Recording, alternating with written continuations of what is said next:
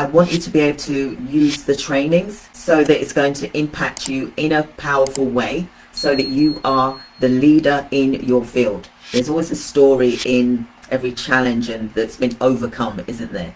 What is your story? I'll tell you about my story. And it started in 1994 when I realized that there was a need for care in the way that it was for small care homes. I could see that there was service users being not pushed, but being forced to go into a care home that they didn't want to go into. And these care homes back then, they were large, very, very large. And for me, I saw that there was a need in that community. Now, this community was in Nottingham. It was a very large estate. It was Strelley estate. If anyone is from Nottingham, you'll know what I'm talking about. And I realized that there was a need for smaller home from home types of care homes rather than the larger homes or the council run homes. So I set out on a venture to prove and make service users feel as if they're still at home. They were already living in that community. So you can imagine how they must have felt having to come to the stage in their life where they needed care. Imagine how they must have felt that they would have to leave their home to go into a large care home, and there wasn't any other care homes apart from the large care homes or the council run care homes. Now imagine how you would feel.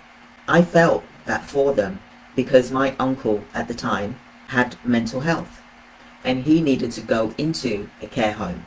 So I looked around for him and I couldn't find a care home that specialized in African Caribbean food. And one of the carers said, oh yes, I can do rice with garden peas. That made me realize that they didn't cater for African Caribbean. So that's why I set out on this quest.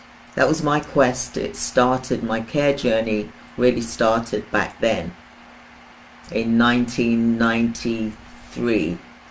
It started back then.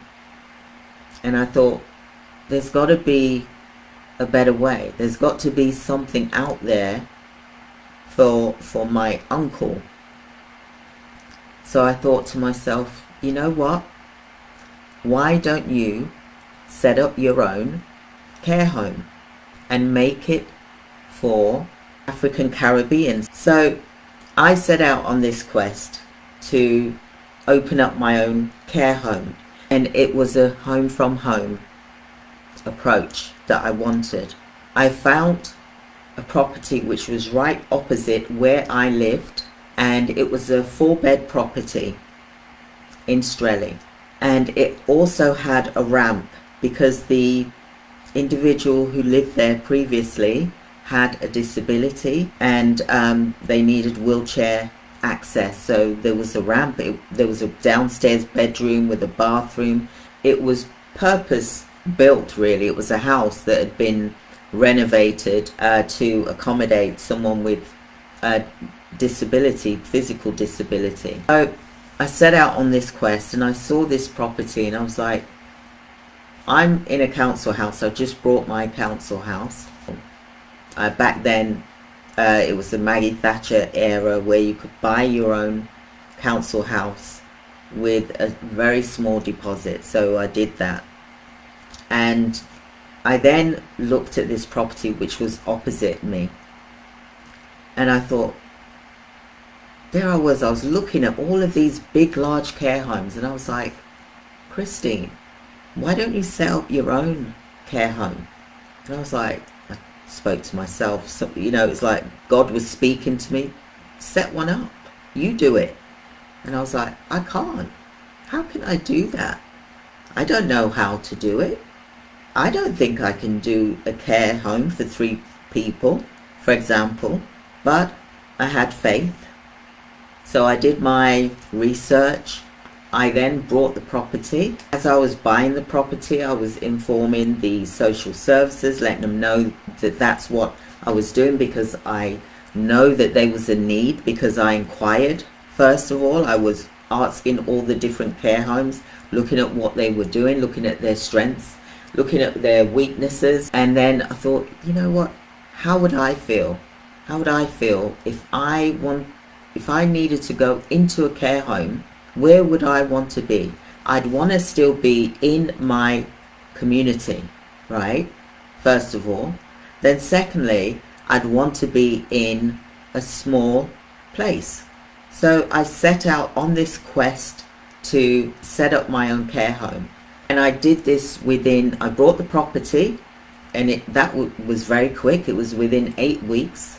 And then I applied with the Nottingham County Council how that hawk operates. And we should be like that hawk, where we are looking to see what is needed and what is the best opportunities for us to find. And then when we find that opportunity, we go and get it. Like I saw an opportunity. Yeah, I was the hawk, and I saw what was happening. I could see that there was a need. I'm pushing this on you because it is there. You just got to look for what that need is. Talk to your community. Find out. They will tell you. I'm not saying don't talk to social services and the integrated care boards, or the government organizations, social workers. You talk to all of them. But you must also talk to those that use you, that will that need your services. So talk to your community. I hope that's, ringing some bells for you, understanding where I'm coming from, because I wanted to tell you that story. And from that story, from my quest to find a place for my uncle at the time who had schizophrenia, he needed somewhere safe that was going to be familiar. And I could see that there was a gap, and I filled that gap. And then they wanted to send me more people and more and more. So I then went into supported living. I then went into children's home. I then went into about 10 healthcare, multiple income streams, home care. I had a nursing agency where I was providing nurses in the community. I was registered with C-Sky. Well, first it was the Nottingham County Council, then it was C-Sky, then it became CQC. And so, I've been around, I've been doing care for like 20 years before I became a coach and a mentor, okay? Because I wanted to understand all of these things and how it works. Because when I got my care home, I keep getting people where they're asking, how do you do that? And he said, well, Christine, you should be charging. I was like, really? He said, yeah. I said, how much do you think I should charge then? And this is my bank manager back then. He said £250 an hour. I was like, wow, okay. And that's where my journey begun. How can you be a consultant when you haven't gone through all of this? You've only just started. So I was like, you know what, fair enough, I understand actually. I do need to know how it works fully, not just the beginning stages, just all of the stages. So I wanted to, have this fireside chat with you just to give you some inspiration, because if I can do it from a mother who was homeless with a 6-week-old baby, then anything is possible. Anything is possible. Okay? So I just wanted to reach out to you and tell you my story, my quest. And look at Colonel Sanders, Kentucky Fried Chicken. If he did not go and knock on people's doors, for a long time, it took him 1009 no's before he got a yes. Imagine if he would have given up. And look, Kentucky Fried Chicken is worldwide. Everyone knows it. Wherever you go, there's always a Kentucky Fried Chicken. and he started off in America, for example. So always see your quest as achievable, but only you can make it happen. Just like I say to you about the 2% method, then there's a small percentage that will make this work, because if it is inside of you, if it's deep inside of you, you're going to make it happen. No matter what, you will make it happen. But you've got to be hungry to learn. You've got to look at least putting in 2 to 4 hours a week into learning what it is that you want to learn. And I want to say to you, let's look at working less, working smarter, not harder. Let's get out of that rut that we've been in, that we think it's great because we're working hard, and oh, look, I've got this money in the bank and I can't spend it because I'm working hard. That's no good. You don't want to save for, it's okay to save for a rainy day, but you got to put in some actions in order to get what you want. And I'm trying to talk to you about this method because you can do this method for a very small amount of money, but you got to put the work in. I can't force you. I can't push you. You got to push yourself, because if you can't push yourself, then no one can push you. Only you can make it happen. Okay? So there's, for example, there's 3 levels. To me, 3 levels. I'm a coach, I'm a consultant, and I'm a mentor. I'm all 3. So if someone wants coaching, I can offer them coaching. If someone wants consultancy, I can offer consultancy. If someone wants mentorship, I can offer mentorship.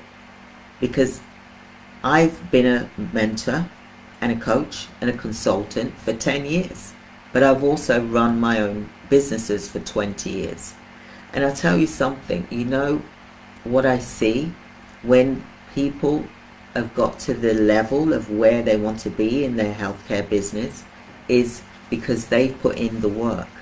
We've provided the foundations, but they've, leaped from that springboard. Like when you're swimming and you go up the diving board. Do you remember those days when you're on, when you're walking up the stairs, when you're about to do this massive dive into the swimming pool at the swimming baths?